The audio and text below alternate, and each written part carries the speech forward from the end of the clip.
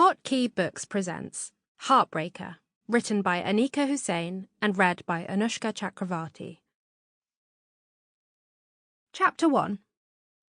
My hands don't even shake as I carefully draw as many teeny tiny asses as I can on Fahim Saha's ridiculously expensive trousers. The communal changing room reeks of sweat and boys, and even though it makes me want to throw up in my mouth, I don't, because I'm on a mission. I am nothing if not an organised queen on a schedule. For weeks now I've been thinking of ways to get back at Fahim for what he did to Mona, because just telling him off in front of the school wasn't going to cut it. No. Everyone already knows he's an ass, but to actually see it, to force him to walk around sixth form for the rest of the day with cutouts of asses on his trousers, shirt and blazer, that's something else. Subtlety was never my strong suit.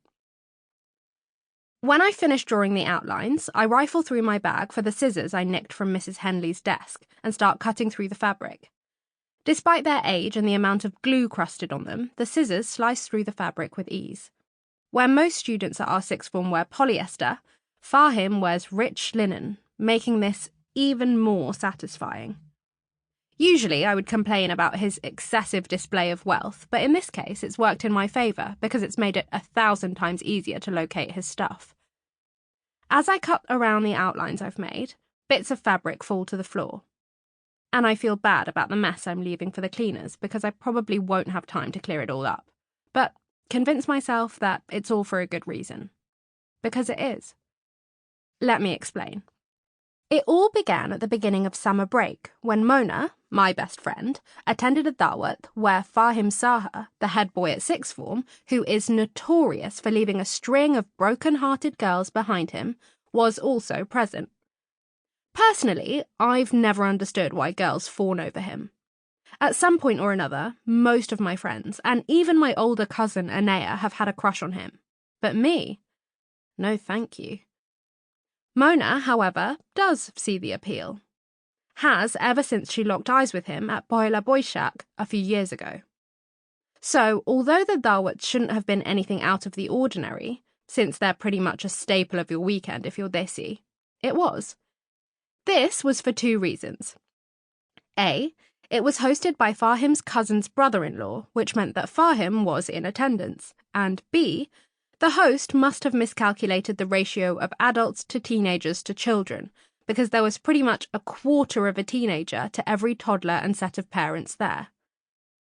All this to say that they were the only two teens, and when you're at a dawat, with nobody you know to hang out with, you gravitate to the person closest to your own age. So, after 3 hours of making awkward small talk, when the Fahim Saha, the guy Mona had been crushing on for the past 2 years, suggested they go for a walk, she was up and leading the way before he'd even finished asking. And on that walk, his lips fall onto hers. According to Mona, the kiss was out of this world. The kind of kiss you read about in those tacky, tattered romance novels where the guy catches the girl mid-sentence, right before she's about to say something stupid, but the guy can't wait any longer to show her how he feels. You don't get it, she told me afterwards, the infatuation in her voice as clear as day as it burst through my phone speaker. It's meant to be. Out of all the dawats, what are the chances that we would be at the same one? Pretty high, actually, I'd pointed out. There's not a lot of South Asians in Bristol, and you do go to the same school, so it's not like you haven't been at dawats together before. Statistically, it was bound to happen again. Saachi, we're not in court right now. Maybe we should be. I turned the page of the book in front of me, far more interested in trials that changed the course of the law than Fahim Saha.